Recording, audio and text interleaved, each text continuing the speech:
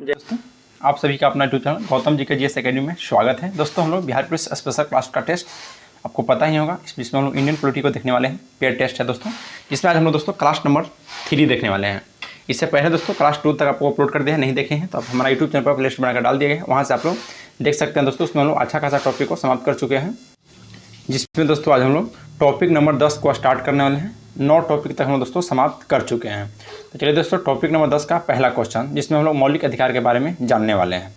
तो कह रहा है दोस्तों कि मौलिक अधिकार के संदर्भ में निम्न में से कौन सा कथन आपका असत्य है। मौलिक अधिकार के बारे में बोल रहा है दोस्तों। पहला कथन जिसमें कह रहा है कि इसे संयुक्त राज्य अमेरिका के संविधान से लिया गया है। दोस्तों, मौलिक अधिकार को संयुक्त राज्य अमेरिका के संविधान से लिया गया है, बिल्कुल सत्य है।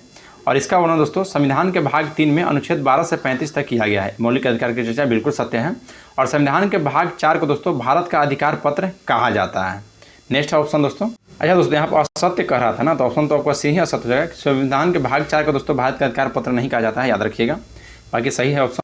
और डी में ऑप्शन दिया था दोस्तों कि मैग्ना कार्टा एक फ्रांसीसी शब्द है, जिसका प्रयोग दोस्तों सर्वप्रथम इंग्लैंड में हुआ था। ये भी आपका सत्य है। नेक्स्ट है कि मौलिक अधिकार की सुरक्षा के लिए व्यक्ति उच्च न्यायालय के किस अनुच्छेद के तहत जा सकती है। तो मौलिक अधिकार का दोस्तों सुरक्षा के लिए ध्यान रखिएगा, अनुच्छेद दोस्तों 226 के तहत ये आपको हाई कोर्ट जा सकती है, और 32 के तहत दोस्तों सुप्रीम कोर्ट। नेक्स्ट पाते हैं क्वेश्चन नंबर 109, निम्न कथनों पर विचार कीजिए। पहला कथन करा है कि 1931 ईस्वी में कराची अधिवेशन में कांग्रेस ने घोषणा पत्र में मूल अधिकार को मांग किया था, बिल्कुल सत्य है।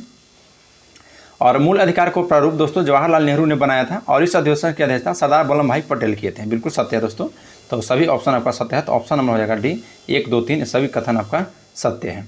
नेक्स्ट है दोस्तों कि मिलान करें। समानता का अधिकार, स्वतंत्रता का अधिकार, शोषण के विरुद्ध अधिकार, धार्मिक स्वतंत्रता का अधिकार और शिक्षा एवं संस्कृति का अधिकार। तो देखिए दोस्तों, सबसे पहले समानता का अधिकार अनुच्छेद आपका 14 से 18 में इसकी चर्चा किया गया है, अनुच्छेद 14 से 18 में। फिर दोस्तों स्वतंत्रता के अधिकार के दोस्तों अनुच्छेद 19 से 22 में किया गया है। शोषण के विरुद्ध अधिकार दोस्तों अनुच्छेद 23 से 24 में किया गया है।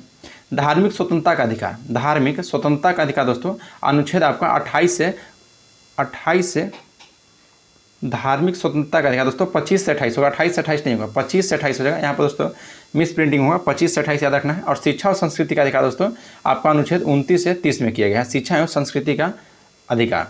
तो ऑप्शन ए इसका राइट हो जाएगा दोस्तों, 5, 1, 2, 3, 4, 5, 1, 2, 3, 4 आपका राइट हो जाएगा। क्वेश्चन नंबर दोस्तों 111 क्या करा, ध्यान दीजिएगा कि निम्नलिखित में से कौन सा कथन आपका असत्य है। असत्य पूछा दोस्तों। पहला बोल रहा है कि मौलिक अधिकार में संशोधन हो सकता है, बिल्कुल दोस्तों मौलिक अधिकार में संशोधन हो सकता है। और यह मूल संविधान में दोस्तों 7 मौलिक अधिकार था, बिल्कुल सत्य है। मूल संविधान में 7 मत था, अभी दोस्तों वर्तमान में 6 है। नेक्स्ट है कि संपत्ति के अधिकार को दोस्तों मौलिक अधिकार से हटाकर इसे संविधान के भाग 12 में अनुच्छेद 300 के क के अंतर्गत कानूनी अधिकार के रूप में रखा गया है, बिल्कुल सत्य है। और दोस्तों 42वां संविधान संशोधन के तहत अनुच्छेद 31 एवं अनुच्छेद 19 के 1F को निरस्त किया गया था, बिल्कुल सत्य है दोस्तों। तो ऑप्शन आपका 42वां संविधान संशोधन के तहत अनुच्छेद 31 और अनुच्छेद 19 के 1F को निरस्त किया गया था। ये दोस्तों आपको कथन असत्य है। क्वेश्चन क्या कर रहा है कि निम्नलिखित में से कौन सा कथन सही है दोस्तों। तो ऑप्शन डी हो जाएगा आपका राइट आंसर। नेक्स्ट है क्वेश्चन नंबर दोस्तों 112, मिलान करना है। तो ये लोग हम लोग मिलान कर लेते हैं दोस्तों। देखिए विधि के समझ समानता, जो कि विधि के समझ समानता दोस्तों अनुच्छेद आपका 14 में चर्चा किया गया है। फिर धर्म, नस्ल, जाति, लिंग, जन्म स्थान के आधार पर, यह दोस्तों अनुच्छेद 15 में इसकी चर्चा किया गया है, अनुच्छेद 15 में इसकी चर्चा हो जाएगा।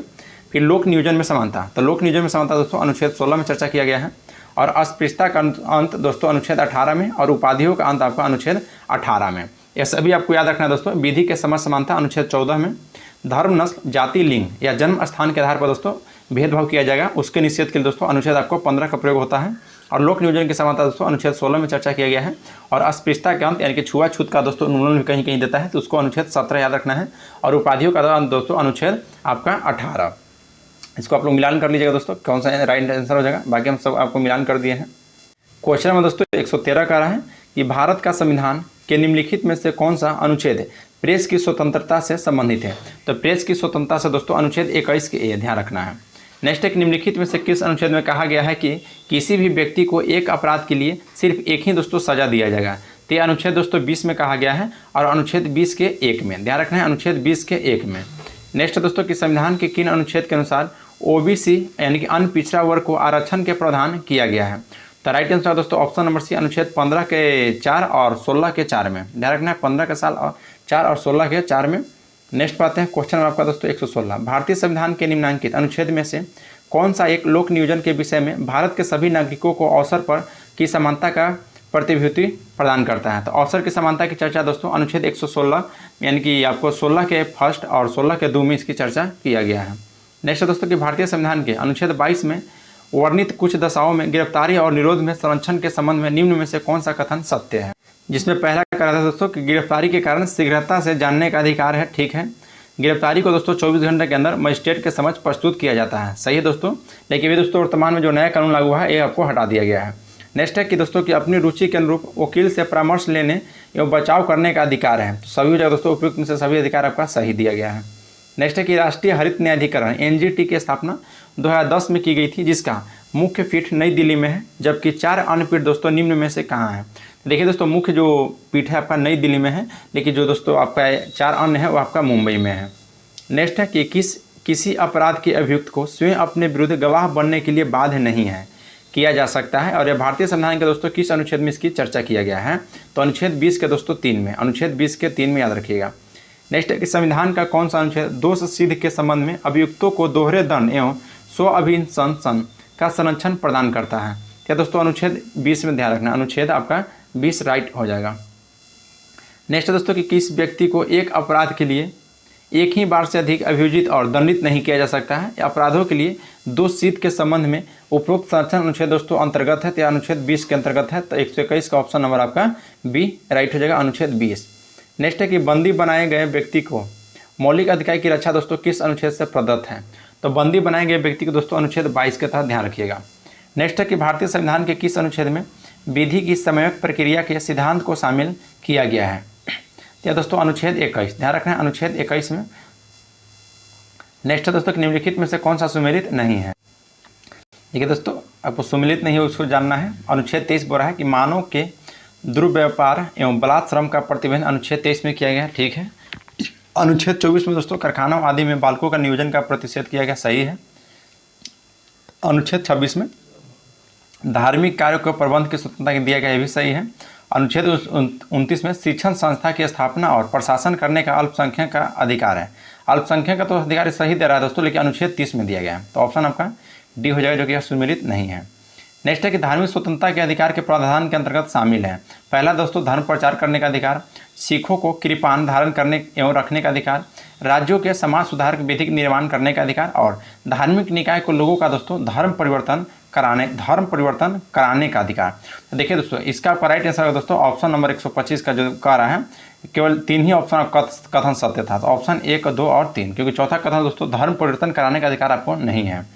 चलिए नेक्स्ट बात है दोस्तों क्वेश्चन नंबर 126। क्वेश्चन नंबर 126 का है कि निम्नलिखित में से कौन सा सही सुमेलित है? पहला दोस्तों कि मानव के दुर्व्यापार एवं बलात् श्रम का दोस्तों प्रतिबंध अनुच्छेद 23 में, सही है दोस्तों। अल्पसंख्यक वर्गों के हित में अनुच्छेद 23 का संरक्षण, ये भी सही है।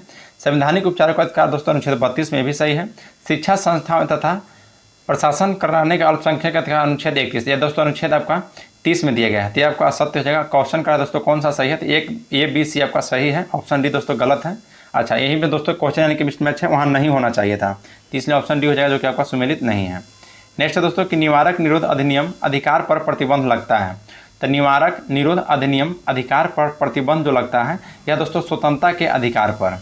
नेक्स्ट है कि निम्नलिखित में से कौन सा सही सुमेलित आपका नहीं है? तो कौन सा सही सुमेलित आपका नहीं है दोस्तों 128 का? पहला कि आंतरिक सुरक्षा व्यवस्था अधिनियम दोस्तों मीसा यानी कि 1971 में सही है। विदेशी मुद्रा संरक्षण व तस्करी निरोध अधिनियम 1974, ये भी सही है। फिर दोस्तों राष्ट्रीय सुरक्षा कानून 1980, ये भी सही है। पोर्टो 2005, जो कि आपका यह गलत है। नेक्स्ट है दोस्तों कि निम्न कथन पर विचार कीजिए। पहला दोस्तों कि वर्तमान में समुदाय मुस्लिम, पारसी, ईसाई, सिख, बौद्ध एवं जैन को अल्पसंख्यक वर्ग का दोस्तों दर्जा प्रदान किया गया है। बिल्कुल सत्य दोस्तों, याद रखना है। यह दोस्तों मुस्लिम, पारसी, ईसाई, सिख और बौद्ध और जैन को दोस्तों अल्पसंख्यक वर्ग की दर्जा मिला है। और अल्पसंख्यक समुदाय को समुचित विकास के लिए 2005 में केंद्र सरकार के द्वारा प्रधानमंत्री का 15 सूत्रीय कार्यक्रम प्रारंभ किया गया था, ये भी सत्य है। तो ऑप्शन होगा सी 1, 2 दोनों कथन आपका सत्य है। नेक्स्ट है दोस्तों क्वेश्चन नंबर 130, बोलता है कि संवैधानिक उपचारों के अधिकार को किसने संविधान को आत्मा कहा था? तो भैया दोस्तों भीमराव अम्बेडकर के द्वारा, यानी कि बाबा साहेब हो जाएंगे। Option number C Baba Saheb के नाम से वो जाने जाते हैं, तो ऑप्शन सी आपका राइट हो जाएगा। नेक्स्ट है कि निम्नलिखित में से कौन सा अधिकार भारतीय संविधान के अनुच्छेद 32 के अंतर्गत प्रवर्तित किया गया है। तो दोस्तों संवैधानिक उपचारों का अधिकार, संवैधानिक अधिकार दिया गया है, तो ऑप्शन आपका ए राइट हो जाएगा। नेक्स्ट है दोस्तों कि मौलिक अधिकार को लागू करने के लिए निम्नलिखित में से किस न्यायालय के द्वारा किया जा सकता है। तो मौलिक अधिकार के लिए दोस्तों याद रखना है 132 का ऑप्शन आपका सी राइट हो जाएगा दोस्तों, समादेश यानी कि रीट। नेक्स्ट दोस्तों कि सुमिलित कीजिए। देखिए दोस्तों एक तरफ आपका रीट दिया गया है, इसे संबंधित सुमिलित करना है कि कौन सा रीट कब दोस्तों लागू होता है। तो चलिए इसको हम देख लेते हैं। तो देखिए बंदी प्रत्यक्षीकरण, तब बंदी प्रत्यक्षीकरण हो जाएगा दोस्तों ये आपको, तो बंदी प्रत्यक्षीकरण आ जाएगा दोस्तों आपका सशरीर उपस्थित हो जाएगा। फिर आपका परमादेश, तो परमादेश मतलब दोस्तों हम आपको आदेश दे रहे हैं, तो यानी कि हम आदेश देते हैं। फिर हो जाएगा उत्प्रेषण, उत्प्रेषण में दोस्तों पूर्णतः पहले सूचित करने के लिए रहता है दोस्तों, पूर्णतः सूचित कीजिए। फिर आपका प्रतिषेध है, तो प्रतिषेध में दोस्तों आपका जो होता है प्रतिषेध में आ जाएगा अधीनस्थ न्यायालय का लेख है प्रतिषेध में, क्योंकि दोस्तों अधीनस्थ न्यायालय आपको लिखाता है कोई भी काम होने से पहले रोकने के लिए। फिर अधिकार परीक्षा दोस्तों मतलब किस अधिकार से, तो ये हो जाएगा आपका 2 किस अधिकार से, तो ऑप्शन हो जाएगा बी दोस्तों 4 3 1 5 2। नेक्स्ट क्वेश्चन पाते हैं। क्वेश्चन में दोस्तों 134 कह रहा है कि व्यक्तिगत स्वतंत्रता के लिए निम्नलिखित में से कौन सा रिट याचिका दायर किया जा सकता है। तो याद रखना है हैबियस कार्पस, हैबियस कार्पस दोस्तों, तो ऑप्शन सी हो जाएगा। नेक्स्ट है कि व्यक्तिगत निगम अथवा अधीनस्थ अधिकरण जिस कार्य को करने के लिए आबद्ध है उस कार्य को करने के लिए जारी करने वाला रिट को क्या कहते हैं। तो उसे दोस्तों हम लोग परमादेश कहते हैं, याद रखना है परमादेश। नेक्स्ट है कि निम्नलिखित समादेश में कौन सा समादेश किसी अवैध व्यक्ति से सरकारी पद को बचाने के लिए जारी किया जा सकता है। तो यह दोस्तों राइट हो जाएगा ऑप्शन नंबर डी दोस्तों, मतलब अधिकार परीक्षा को ध्यान रखना है, अधिकार परीक्षा। नेक्स्ट है कि मूल अधिकार से संबंधित निम्नांकित में से निर्णयों का सही कालक्रम कौन सा है। तो देखिए दोस्तों 137 का देखिए ऑप्शन आपका ए राइट हो जाएगा, ऑप्शन आपका 137 का ए हो जाएगा 4 1 2 3, क्योंकि दोस्तों बेरूवारी बनाम पहले भारत संघ आया था, उसके बाद गोलकनाथ बनाम आया था, फिर केशवानंद भारती बनाम, फिर उसके बाद मिनर्वा मिल्स बनाम, याद रखिएगा। तो 137 का ऑप्शन आपका ए राइट हो जाएगा। नेक्स्ट क्वेश्चन पाते हैं। क्वेश्चन में दोस्तों आपका 138 बोलता है कि 24वां संविधान संशोधन किससे संबंधित है। तो 24वां संविधान संशोधन दोस्तों आपको मूलभूत अधिकार से संबंधित है, याद रखना है मूलभूत अधिकार से। नेक्स्ट पाते हैं क्वेश्चन नंबर 139 कि किस रिट के द्वारा किसी भी अधीनस्थ न्यायालय को यह निर्देश दिया जाता है कि वो अपने पास लंबित मुकदमों को न्याय निर्णय के लिए उसे वरिष्ठ न्यायालय को दोस्तों भेजे। तो यह दोस्तों याद रखना है उत्प्रेषण, ऑप्शन ए हो जाएगा उत्प्रेषण। यहाँ पर दोस्तों 10वां टॉपिक समाप्त हो चुका है। अब दोस्तों हम लोग 11 में पहुँच गए हैं, यानी कि राज्य के निषेधक सिद्धांत में, जिसका दोस्तों राज्य के निषेधक सिद्धांत की उल्लेख भारतीय संविधान का किस भाग में है। तो दोस्तों भारतीय संविधान का भाग 4 में, यानी कि 1 2 3 भाग हम लोग समाप्त कर दिए, भाग 4 को दोस्तों यहाँ से स्टार्ट हो गया। बोला कि भारतीय संविधान को किस अनुच्छेद में राज्य के नीति निर्देशक तत्व का उल्लेख किया गया है। तो देखिए दोस्तों राज्य के नीति निर्देशक तत्व का रहा है, तो आपका अनुच्छेद 36 से 51 हो जाएगा, याद रखना है। और अनुच्छेद 12 से 35 दोस्तों अभी हम लोग देखें मौलिक अधिकार के बारे में, अनुच्छेद 1 से 4 दोस्तों भारत राज्यों का संघ है, और अनुच्छेद दोस्तों 5 से 11 में हम लोग नागरिकता से संबंधित पढ़ लिए हैं। नेक्स्ट एक निम्नलिखित में से दोस्तों कौन सा कथन आपका असत्य है। पहला कथन का है, ध्यान दीजिएगा कि इसकी प्रेरणा दोस्तों आयरलैंड के संविधान से लिया गया है। देखिए दोस्तों राज्य के निषेधक तत्व के बारे में बोल रहा है कि इसकी प्रेरणा आयरलैंड से लिया गया, जो कि सही है, और इसको न्यायालय द्वारा लागू किया जा सकता है, यानी इसे वैधानिक शक्ति प्राप्त है। ये भी कथन दोस्तों आपका 100 बिल्कुल गलत है दोस्तों, ये सही नहीं होगा। इसे न्यायालय द्वारा लागू किया जा सकता है राज्य के निषेधक तत्व, ये आपका गलत हो जाएगा दोस्तों, यह सुमिलित आपका असत्य है।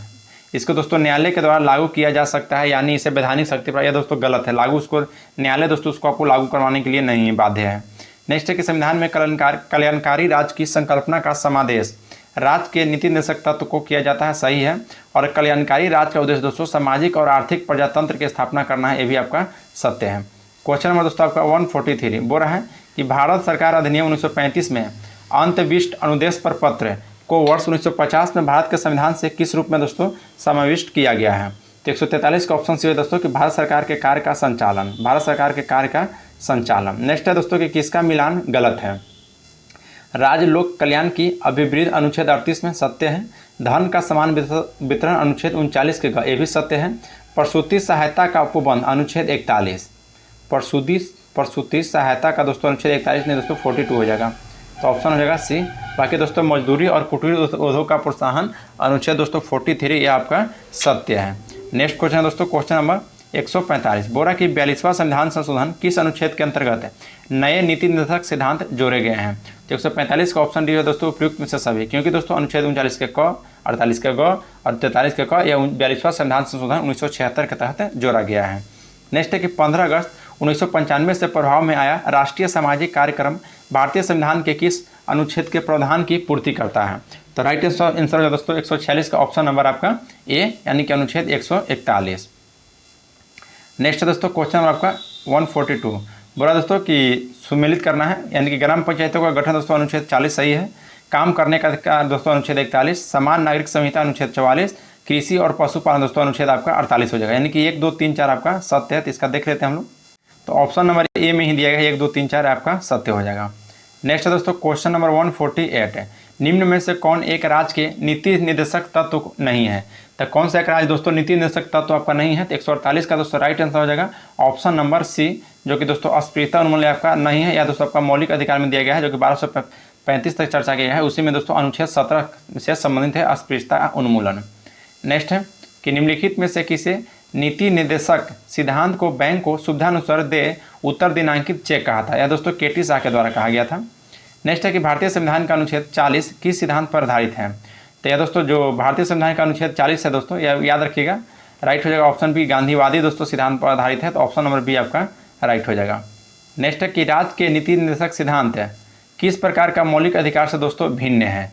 तो 151 का दोस्तों ऑप्शन सी हो जाएगा कि राज्य के नीति निर्देशक सिद्धांत परिवर्तनीय नहीं है, जबकि मूल अधिकार दोस्तों आपका परिवर्तनीय है, इसलिए आपका यह भिन्न है, याद रखिएगा। नेक्स्ट है क्वेश्चन नंबर दोस्तों 152, देखिए यहाँ से टॉपिक 12 स्टार्ट होता है मौलिक कर्तव्य, जो कि अनुच्छेद 51 के कम इसकी चर्चा किए गए हैं। पहला बोला दोस्तों कि मौलिक कर्तव्य के संदर्भ में कौन सा सही है? तो सरदार सवर्ण सिंह समिति के अनुशंसा पर संविधान में 44वें संविधान संशोधन में जोड़ा गया है, ठीक है। फिर दोस्तों इसे भाग 42 के क के अनुच्छेद 51 के क के तहत रखा गया है, और 11वां मौलिक कर्तव्य दोस्तों 86वां संविधान संशोधन के तहत जोड़ा गया है। देखिए दोस्तों जो सरदार सवर्ण सिंह समिति की सिफारिश पर 42वां संविधान संशोधन 1976 के तहत मौलिक कर्तव्य के जोड़ा गया है दोस्तों, न कि 44वां संविधान संशोधन के तहत है। तो इसका आपका दोस्तों कथन 2 और 3 आपका सत्य है, तो ऑप्शन बी आपका राइट हो जाएगा। नेक्स्ट है वर्तमान में संविधान में कुल कितने मूल कर्तव्य है दोस्तों? तो वर्तमान में संविधान में दोस्तों जो मूल कर्तव्य है भी दोस्तों 11 है, याद रखिएगा। वर्तमान में कितने हैं? तो 11 है, तो ऑप्शन सी आपका राइट हो जाएगा। क्वेश्चन नंबर दोस्तों आपका 154, क्वेश्चन 154 कर रहा है कि भारतीय संविधान के मूल कर्तव्य को शामिल करना का विचार किस देश के संविधान से लिया गया है? तो यह दोस्तों आपको रूस से लिया गया है, पूर्व सोवियत संघ रूस, याद रखना है। नेक्स्ट है क्वेश्चन नंबर दोस्तों 155, निम्नलिखित में से कौन सा तत्व भारतीय संविधान के भाग 4A यानी मूल कर्तव्य में वर्णित आपका नहीं है? तो 4A में दोस्तों कौन सा नहीं है? तो देखिए जो ऑप्शन सी है कि माता पिता को गुरुओं को आदर करना, यह आपका मूल कर्तव्य में वर्णित नहीं किया गया है 4 के क में। चलिए नेक्स्ट क्वेश्चन पाते हैं, क्वेश्चन नंबर 156, भारतीय संविधान के अंतर्गत निम्नलिखित में से किसे कौन सा मूल कर्तव्य नहीं है? तो कौन सा मूल कर्तव्य नहीं दोस्तों? तो 156 का ऑप्शन आपका ए राइट हो जाएगा कि लोक चुनाव में मतदान करना यह आपका दोस्तों मूल कर्तव्य नहीं है। बाकी दोस्तों वैज्ञानिक प्रवृत्ति विकसित करना, सार्वजनिक संपत्ति को दोस्तों सुरक्षा करना भी है, और संविधान के प्रति निष्ठावान रहना और उसके आदेशों का सम्मान करना भी आपका मूल कर्तव्य है। यहाँ से दोस्तों टॉपिक नंबर 13 यानी कि संघीय कार्यपालिका से संबंधित क्वेश्चन में हम लोग आ चुके हैं। अगर देखिए दोस्तों आप लोग को वीडियो अच्छा लग रहा होगा तो लाइक जरूर कीजिए, और आप हमारा यूट्यूब चैनल पर पहली बार आए हैं तो चैनल को सब्सक्राइब जरूर कीजिए और बेल आइकन को प्रेस कर लीजिएगा दोस्तों, क्योंकि कोई भी नोटिफिकेशन होगा वो आपके पास पहुंच जाएगा। तो चलिए दोस्तों क्वेश्चन 157, भारतीय संघ की कार्यपालिका शक्ति किसमें निहित होता है? तो यह दोस्तों राष्ट्रपति में निहित होता है, याद रखिएगा, राष्ट्रपति में, और अनुच्छेद 53 में इसकी चर्चा किया गया है। बोल रहा है दोस्तों कि भारतीय संविधान के किस अनुच्छेद के अंतर्गत राष्ट्रपति में संघ की कार्यपालिका शक्ति निहित है? तो अभी बताया दोस्तों हम लोग अनुच्छेद 53 में, तो 158 का ऑप्शन आपका ए राइट हो जाएगा। नेक्स्ट है कि निम्नलिखित में से कौन सा कथन असत्य है? पहला कथन है कि भारत में संसदीय प्रणाली को अपनाया गया है, बिल्कुल सत्य है। फिर कहा दोस्तों कि मंत्रिपरिषद सामूहिक रूप से राष्ट्रपति के प्रति उत्तरदायी होता है। लेकिन मंत्रिपरिषद नहीं दोस्तों, मंत्री सिर्फ करता यानी व्यक्तिगत रूप से, तो आपको हो जाता है राष्ट्रपति के प्रति उत्तरदायी। ये आपका कथन गलत है। नेक्स्ट दोस्तों कि भारतीय संघ की कार्यपालिका का वास्तविक प्रमुख प्रधानमंत्री होता है, बिल्कुल सत्य है। वास्तविक प्रमुख दोस्तों प्रधानमंत्री होता है, और राष्ट्रपति देश का दोस्तों संवैधानिक प्रधान होता है, ये भी सत्य है। नेक्स्ट दोस्तों कि मिलान करें कौन सा आपका, देखिए अनुच्छेद 58, बताइएगा अनुच्छेद 58 दोस्तों किससे संबंधित है? तो अनुच्छेद 58 दोस्तों किससे संबंधित है? अभी हम लोग दोस्तों थोड़ी देर पहले हम आपको बताए थे राष्ट्रपति से संबंधित। तो अनुच्छेद 58 दोस्तों राष्ट्रपति की योग्यता से संबंधित है। अनुच्छेद दोस्तों 57 राष्ट्रपति के पुनर्निर्वाचन के लिए पात्रता है, और अनुच्छेद 56 में दोस्तों राष्ट्रपति की पदावधि, और अनुच्छेद 60 में राष्ट्रपति की शपथ की चर्चा किया गया है। तो ऑप्शन 1 2 3 4 आपका राइट हो जाएगा, ऑप्शन नंबर सी। नेक्स्ट है कि राष्ट्रपति के उम्मीदवार के लिए आवश्यक नहीं है। तो पहला दोस्तों 35 वर्ष हो, यह आपका आवश्यक है। पढ़ा लिखा हो, या दोस्तों कोई आवश्यक नहीं है कि पढ़ा लिखा हो। 161 का यानी कि ऑप्शन जो आपका बी दे रहा है दोस्तों, 161 का ऑप्शन नंबर बी ये आपका दोस्तों असत्य हो जाएगा, क्योंकि पढ़ा लिखा हो या आपको संविधान इसका चर्चा नहीं किया गया। बाकी दोस्तों संसद चुने जाने की योग्यता रखता हो, सही है, और वह दोस्तों देश का नागरिक होना चाहिए, यह भी आपका सत्य है। नेक्स्ट है कि निम्नलिखित कथनों पर विचार कीजिए। पहला है कि संसद अधिनियम 1959 के कई पदों का लाभ का पद को आधार पर निहरता से छूट देता है। दूसरा कथन कह रहा है कि यदि व्यक्ति राष्ट्रपति या उपराष्ट्रपति के पद पर हो या संघ अथवा किसी राज्य के मंत्रिपरिषद का सदस्य हो तो वह लाभ का पद नहीं माना जाएगा। नेक्स्ट कथन कहा दोस्तों कि वह शब्द लाभ का पद भारत के संविधान से भली भांति परिभाषित किया गया है। तो इसका राइट हो जाएगा दोस्तों 162 का ऑप्शन नंबर आपका जो दिया गया है ये सत्य हो जाएगा। केवल 1 और 2 जो सत्य है, ऑप्शन दोस्तों जो तीसरा कथन था वो आपका गलत था। चलिए दोस्तों नेक्स्ट क्वेश्चन पाते हैं। क्वेश्चन नंबर आपका 163 है। बोला दोस्तों कि निम्नलिखित कथनों पर विचार कीजिए। पहला कथन है कि अनुच्छेद 77 के 3 में के अनुसार राष्ट्रपति भारत सरकार के व्यापार के अधिक सुविधाजनक लेन देन के लिए उक्त व्यवसाय के मंत्रियों के बीच आवंटन के लिए नियम बनाएंगे। बिल्कुल सत्य है। नेक्स्ट दोस्तों कि अनुच्छेद 77 के 1 के अनुसार भारत सरकार की समस्त कार्यपालिका कार्रवाई को प्रधानमंत्री के नाम पर लेने की अनुमति दी जाएगी। यह गलत है, तो ऑप्शन हो जाएगा दोस्तों केवल 1 यानी ऑप्शन नंबर ए।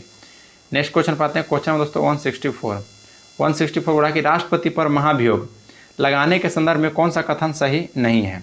तो 164 का दोस्तों जो ऑप्शन डी दे रहा है कि राष्ट्रपति के द्वारा, ध्यान दीजिए क्या रहा है, 164 का डी बोल रहा है कि राष्ट्रपति के द्वारा संविधान के प्रावधानों का उल्लंघन पर लोक सभा द्वारा महाभियोग लगाया जा सकता है, जो कि दोस्तों कथन आपका असत्य है।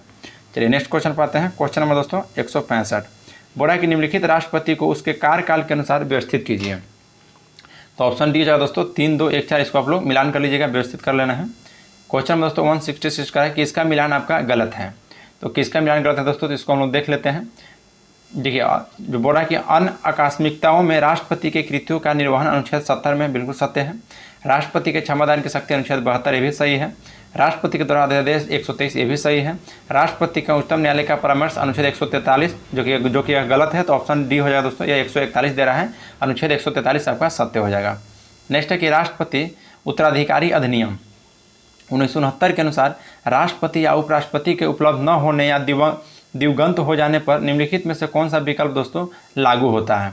तो 167 का दोस्तों राइट आंसर हो जाएगा कि मुख्य न्यायाधीश या वरिष्ठ न्यायाधीश राष्ट्रपति के कार्यों का निर्वहन करेंगे, जो कि दोस्तों यह कथन आपका राइट हो जाएगा, यानी कि ऑप्शन नंबर आपका सी हो जाएगा। नेक्स्ट दोस्तों कि भारत के राष्ट्रपति के महाभियोग की प्रक्रिया है, तो यह दोस्तों अर्ध न्यायिक प्रक्रिया है। भारत के राष्ट्रपति पर जो महाभियोग की प्रक्रिया है दोस्तों यह अर्ध न्यायिक है, याद रखना है। नेक्स्ट है कि राष्ट्रपति के वेतन एवं भत्ते के संदर्भ में निम्न कथनों पर विचार कीजिए। पहला कथन है कि राष्ट्रपति का दोस्तों मासिक वेतन 5 लाख रुपया है, सही है। और राष्ट्रपति का वेतन आयकर से मुक्त होता है, यानी कि दोस्तों टैक्स नहीं लगता है, भी सत्य है। और राष्ट्रपति अवकाश ग्रहण के बाद पेंशन के रूप में 1.5 लाख रुपये दोस्तों प्रति माह मिलता है, ये भी सही है दोस्तों। तो ऑप्शन हो जाएगा डी 1, 2, 3 आपका सत्य है। नेक्स्ट क्वेश्चन है कि निम्नलिखित में से किसे नियुक्ति राष्ट्रपति के द्वारा नहीं किया जा सकता है। देखिए दोस्तों राष्ट्रपति के द्वारा नियुक्ति नहीं किया जाता है, आपका उपराष्ट्रपति को याद रखना है। बाकी प्रधानमंत्री, सीएजी और राज्यपाल की नियुक्ति राष्ट्रपति के द्वारा किया जाता है। नेक्स्ट है कि संवैधानिक के अनुसार इनमें से कौन से राष्ट्रपति विधायी शक्ति नहीं है। तो देखिए दोस्तों जो ऑप्शन बी दिया गया है कि संसद की बैठक को स्थगित करना यह राष्ट्रपति का कार्य नहीं है दोस्तों। देखिए संसद का सत्र को आहूत करना और सत्रावसान करना यह राष्ट्रपति का कार्य है, याद रखना है। नेक्स्ट है कि राष्ट्रपति के द्वारा संसद कितने सदस्यों को दोस्तों मनोनीत किया जाता है। तो राष्ट्रपति के द्वारा दोस्तों 12 याद रखना है। नेक्स्ट है कि भारतीय संविधान के किस अनुच्छेद के अनुसार राष्ट्रपति राज्यसभा में 12 सदस्यों का मनोनयन कर सकता है। तो राइट जगह ऑप्शन नंबर दोस्तों अनुच्छेद 80 के 3 में याद रखना है।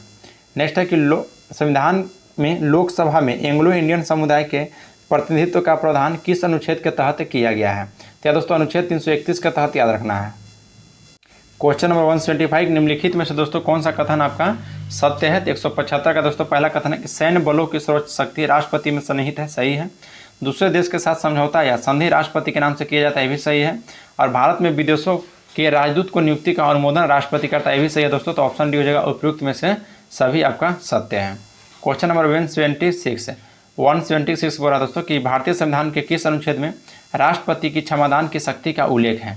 तो राष्ट्रपति की शक्ति दोस्तों जो क्षमादान की चर्चा किया गया है वह अनुच्छेद दोस्तों आपका 72 में। तो ऑप्शन नंबर बी आपका राइट होगा 176 का। नेक्स्ट क्वेश्चन है क्वेश्चन नंबर दोस्तों 177, ये दोस्तों आपको मिलान करना है। तो इसको मिलान हम लोग करते हैं दोस्तों क्षमादान, परिहार, लघुकरण, विराम और प्रविलंबन। तो देखिए दोस्तों क्षमादान, तो क्षमादान होता है दोस्तों पूर्णतः आपका माफ़ कर देना। फिर परिहार हो जाएगा दोस्तों कि दोषी व्यक्ति के सत्ता की मात्रा को कम करना। नेक्स्ट है दोस्तों कि लघुकरण, तो लघुकरण हो जाएगा आपको कि सज़ा की प्रकृति में बदलाव करना, और विराम हो जाएगा आपका सज़ा पर रोक लगा दिया जाना। फिर प्रविलंबन हो जाएगा कि कुछ समय के लिए सत्ता को टालना। तो आपका राइट आंसर हो जाएगा यानी कि 3 5 1 2 4। तो 3 5 1 2 4 देख लेते हैं। 3 5 1 2 4 ऑप्शन नंबर सी आपका राइट हो जाएगा। नेक्स्ट क्वेश्चन पर आते हैं। 178 का है कि आपातकाल से संबंधित उपबंध भारतीय संविधान के भाग 18 के अनुच्छेद 352 से 360 तक मिलता है। बिल्कुल सही दोस्तों, आपातकाल से जितना भी उपबंध है भारतीय संविधान में भाग 18 में और अनुच्छेद 352 से 360 में चर्चा किया गया है। और मंत्रिपरिषद के परामर्श से राष्ट्रपति 3 प्रकार का दोस्तों आपातकाल लागू करता है। बिल्कुल सही है दोस्तों, यानी कि राष्ट्रपति शासन, राष्ट्रीय आपातकाल और वित्तीय आपातकाल याद रखिएगा। यानी कि दोनों कथन सही है, तो 1 और 2 दोनों आपका सही हो जाएगा। तो यहाँ पर दोस्तों ऑप्शन सी हो जाएगा, 1 और 2 दोनों आपका सत्य है। नेक्स्ट है दोस्तों कि 179 राष्ट्रपति का आपातकालीन शक्तियाँ निम्न है। तो राष्ट्रपति का दोस्तों जो आपातकालीन शक्तियाँ हैं कि युद्ध या बाह्य आक्रमण या सशस्त्र विद्रोह के कारण दोस्तों लगाया गया आपात राष्ट्रीय आपात होगा। बिल्कुल सही है। राज्य में संवैधानिक तंत्र के विफल होने से उत्पन्न आपात दोस्तों राष्ट्रपति शासन कहलाता है, ये भी सही है। और एक होता है दोस्तों वित्तीय आपातकाल, ये भी सही है। तो ऑप्शन हो जाएगा डी उपयुक्त में से सभी। नेक्स्ट है कि भारतीय संविधान का कौन सा अनुच्छेद राष्ट्रपति का वीटो का उल्लेख करता है। तो राष्ट्रपति का दोस्तों वीटो का उल्लेख करता है अनुच्छेद 111, ध्यान रखिएगा अनुच्छेद 111। नेक्स्ट एक निम्नलिखित में से कौन सा वीटो शक्ति भारत के राष्ट्रपति को प्राप्त नहीं है। तो वीटो शक्ति दोस्तों भारत के राष्ट्रपति को प्राप्त नहीं है, तो आपको दोस्तों विशेषी वीटो याद रखिएगा। नेक्स्ट है दोस्तों कि किसका मिलान आपका गलत है। तो किसका मिलान गलत है देख लेते हैं एक बार हम लोग। 182 का बोला कि अत्यंतिक वीटो यानी कि विधायिका द्वारा पारित विधेयक पर अपनी राय सुरक्षित रखना दोस्तों अत्यंतिक वीटो कहलाता है, जो कि यह सत्य है। नेक्स्ट करा है कि निलंबनकारी वीटो। तो निलंबनकारी वीटो ऐसा दोस्तों कि जो विधायिका द्वारा साधारण बहुमत द्वारा निरस्त किया जाएगा वह निलंबनकारी वीटो होगा, ये भी सत्य है। नेक्स्ट है कि पॉकेट वीटो, विधायिका द्वारा निर्णय नहीं करना, वो आपका दोस्तों पॉकेट वीटो होता है। यानी कि ऑप्शन डी हो जाए दोस्तों, उपयुक्त में से कोई भी कथन आपका गलत नहीं है। नेक्स्ट है दोस्तों कि धन विधेयक के संदर्भ में निम्न कथनों पर विचार करना है धन विधेयक के संबंध में, जिसमें दोस्तों पहला कथन है कि राष्ट्रपति धन विधेयक के मामले में निलंबनकारी वीटो का प्रयोग नहीं कर सकता। बिल्कुल सत्य है दोस्तों। फिर बोल रहा है कि राष्ट्रपति धन विधेयक को रोक कर रख सकता है, परंतु उसे संसद को पूर्ण विचार के लिए लौटा नहीं सकता, ये भी सत्य है। नेक्स्ट है दोस्तों कि साधारणतः धन विधेयक राष्ट्रपति के पूर्वानुमति से प्रस्तुत किया जाता है, ये भी बिल्कुल सत्य दोस्तों। तो ऑप्शन हो जाएगा डी आपका 1 2 3 आपका कथन सत्य है। नेक्स्ट क्वेश्चन दोस्तों, क्वेश्चन आपका 184 बोल रहा है कि भारतीय संविधान के किस अनुच्छेद के तहत कोई विधेयक राज्यपाल द्वारा राष्ट्रपति के विचार के लिए आरक्षित किया जाता है। तो 184 का दोस्तों राइट आंसर होगा ऑप्शन नंबर बी अनुच्छेद 201, याद रखना अनुच्छेद 201 ऑप्शन नंबर बी आपका राइट हो जाएगा। तो चलिए दोस्तों आज के लिए हम लोग इतना ही देखते हैं दोस्तों, बाकी मिलते हैं दोस्तों फिर आपको नेक्स्ट वीडियो में। अगर वीडियो आप लोग को अच्छा लग रहा हो तो लाइक जरूर कीजिएगा, और दोस्तों आप हमारा यूट्यूब चैनल पर पहली बार हैं तो चैनल को सब्सक्राइब कर लीजिए। और यूट्यूब को देखिए दोस्तों इसका एक वीडियो और यूट्यूब पर हम लोग अपलोड करेंगे, और उसके बाद दोस्तों मास्टर क्लास बना के टोटल क्वेश्चन जो कि दोस्तों 481 क्वेश्चन है कि 80 टोटल क्वेश्चन को अपलोड कर देंगे। तो चलिए दोस्तों आज के लिए इतना ही, और इसके बाद क्या चालू करना है दोस्तों आप लोग जरूर बताइएगा कमेंट में। तो मिलते हैं दोस्तों नेक्स्ट वीडियो में। जय हिंद दोस्तों।